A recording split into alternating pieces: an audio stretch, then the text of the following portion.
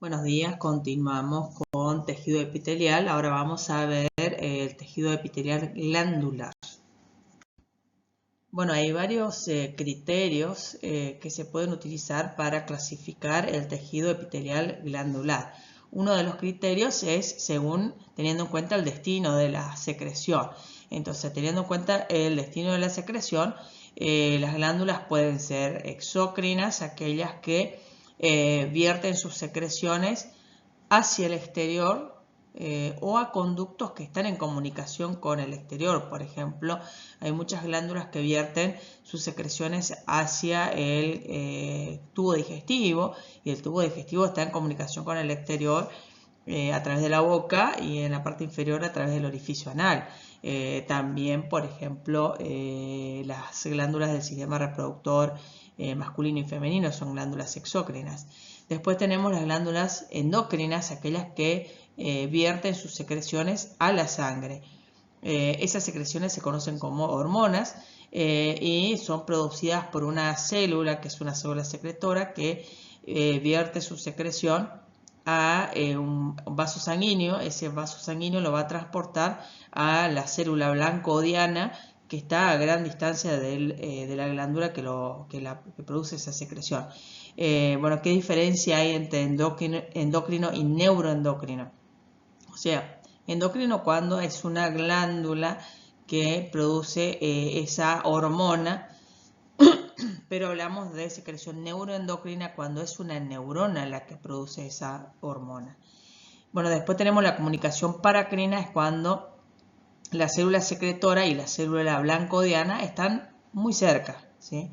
Entonces esa secreción viaja por el tejido conectivo que está subyacente. Y después tenemos la comunicación autocrina, cuando la misma célula es la célula secretora, pero a su vez tiene receptores para responder a la hormona que ella misma produce. O sea, es autoestimulación. Bueno, las glándulas exócrinas a su vez se clasifican teniendo en cuenta si cuando producen esa secreción pierden o no parte de su citoplasma. Entonces tenemos diferentes mecanismos de secreción. Tenemos la secreción merocrina, cuando la célula produce y empaqueta en vesículas esa secreción, y esas vesículas se adhieren a la membrana plasmática y liberan esa secreción al espacio, o sea, a la cavidad interna o hacia el exterior, o a una cavidad que está en comunicación con el exterior, porque acuérdense que estamos hablando de glándulas exócrinas, pero no pierde citoplasma. Esa es la diferencia. La mayoría de las glándulas exócrinas son de este tipo. Por ejemplo, acá tenemos los acinos pancreáticos, pero también las glándulas salivales producen mediante este mecanismo.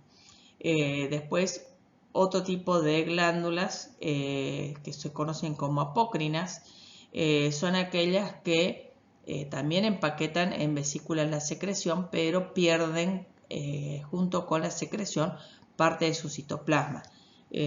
Acá tenemos muy pocos ejemplos, pero uno de ellos son las glándulas mamarias. Los lípidos que están contenidos en la leche se producen de esta forma. Y también tenemos las glándulas ceruminosas del oído. Y por último tenemos la secreción holocrina, cuando la célula produce esa secreción, pero termina,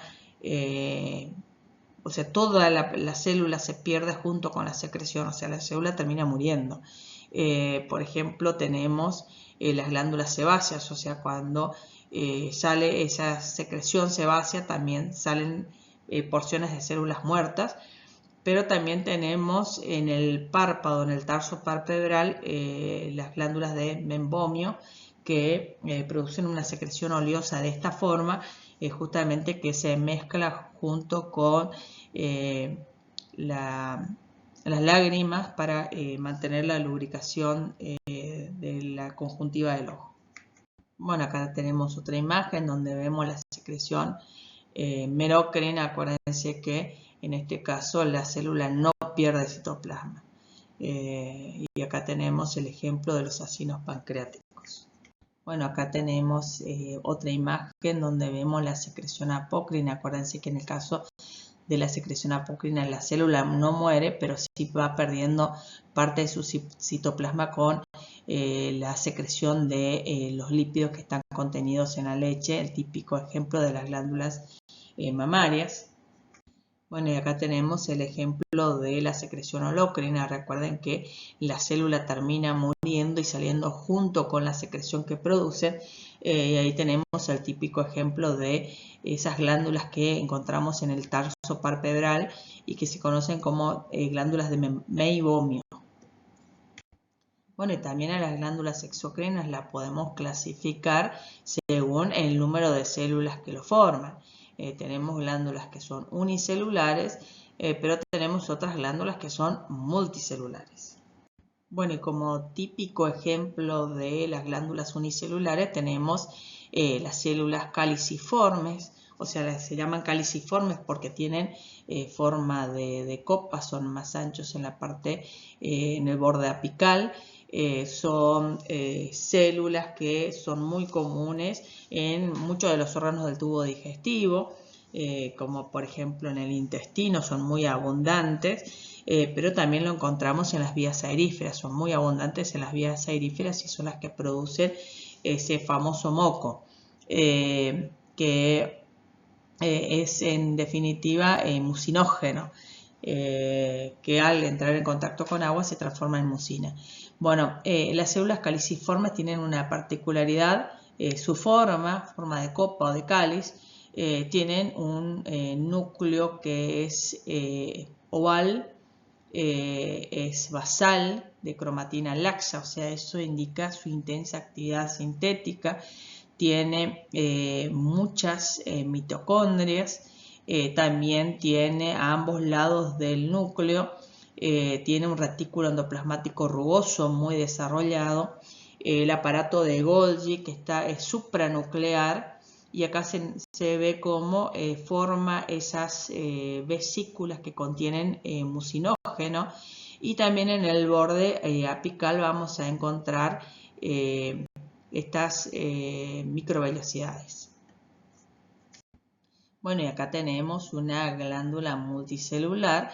En las glándulas multicelulares se reconocen dos regiones, el adenómero, que es la porción secretora, y el conducto secretor. Bueno, el conducto secretor no es que no participa en la secreción, no solamente conduce, o sea, estas células que forman el adenómero son las que producen la secreción, pero acuérdense que esa secreción tiene que ir acompañada de agua, iones, y entonces lo que hace el conducto secretor es el que secreta el agua y modifica la composición iónica principalmente. Bueno, según la forma del adenómero también podemos clasificar a las glándulas.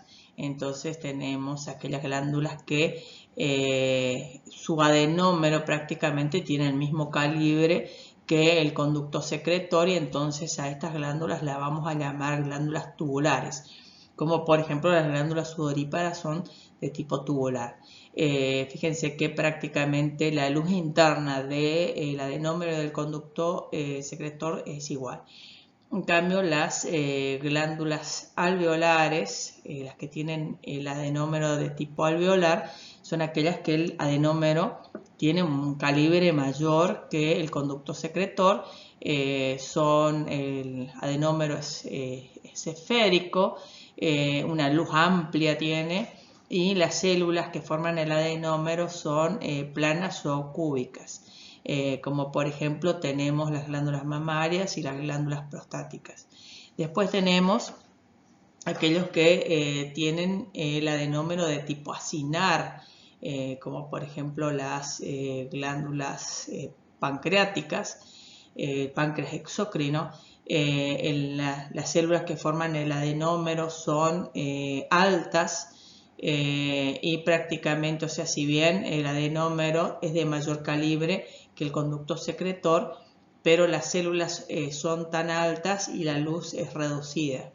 Y después tenemos aquellas glándulas que se conocen como saculares, O sea, son muy parecidas a las alveolares, la diferencia que la luz, o sea, el adenómero no tiene una luz interna porque está formada por células muertas. Recuerden que este tipo de secreción es típica de las glándulas holócrinas, que las células terminan muriéndose y saliendo junto con la secreción. Por ejemplo, tenemos las glándulas sebáceas. Bueno, y según el tipo de secreción que produce, tenemos las glándulas mucosas y las serosas. Las mucosas producen mucinógeno, por lo tanto estas células son muy altas, normalmente son piramidales y altas, tienen un núcleo con cromatina densa, el núcleo es basal. La luz de estas glándulas multicelulares es evidente, es muy marcada la luz y está bien marcado el límite entre una célula y la otra. Secretan ese material que es muy viscoso, es lubricante.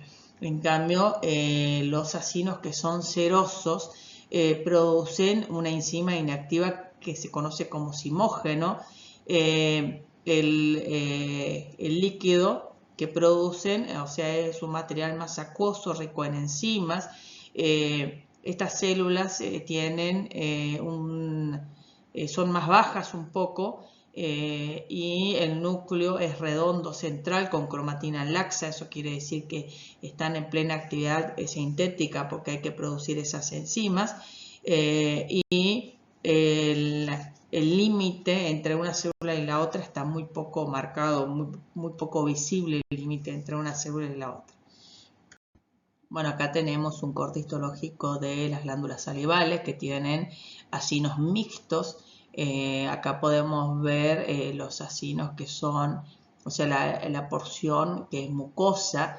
Estas células son mucho más altas, expresan acidofilia, tienen un núcleo que es basal. En cambio, estas células que forman la media luna serosa son células productoras de enzima, de esa enzima inactiva que es el zimógeno, y expresan basofilia. Bueno, las glándulas multicelulares pueden clasificarse teniendo en cuenta el conducto secretor. Si tienen un solo conducto secretor, se las nombra como simples, y si el conducto secretor está ramificado, son compuestas. En cambio, el adenómero también puede ser simple, como en este caso, o puede presentar ramificaciones. Entonces decimos que el adenómero está ramificado. Entonces el adenómero puede ser simple o ramificado, y el conducto secretor puede ser simple o puede ser compuesto, como en este caso el conducto secretor está ramificado, y entonces el conducto secretor es compuesto, es tubular compuesto. Esta glándula, teniendo en cuenta la forma del adenómero, es tubular, y como presenta solamente un conducto secretor, entonces la vamos a llamar tubular simple. En cambio, esta es similar a esta, pero la diferencia es que el adenómero está enrollado, por eso lo llamamos tubular enrollado o tortuoso. En este caso tenemos ese adenómero que está ramificado, por lo tanto lo vamos a llamar, fíjense que el adenómero es tubular pero está ramificado, entonces tubular ramificado, pero como tiene un solo conducto secretor, entonces es tubular ramificado simple. Bueno, acá tenemos dos ejemplos donde tenemos un solo conducto secretor, no está ramificado, por lo tanto decimos que es simple. Entonces, según la forma del adenómero, el adenómero es acinoso simple. En cambio, acá tenemos el adenómero que está ramificado, por lo tanto es acinosa ramificada simple, ¿sí? Porque tiene un solo conducto secretor. Bueno, y acá tenemos ejemplos de los conductos secretores que están ramificados, por lo tanto lo vamos a llamar compuestas. Bueno, según la forma del adenómero, esta tiene adenómero de tipo tubular, pero es compuesta. El adenómero acá en este caso es acinoso, por lo tanto es acinosa compuesta, Y en este caso tenemos una combinación porque tenemos adenómeros que son acinosos y otros adenómeros que son tubulares. Entonces lo llamamos túbulo acinoso compuesto.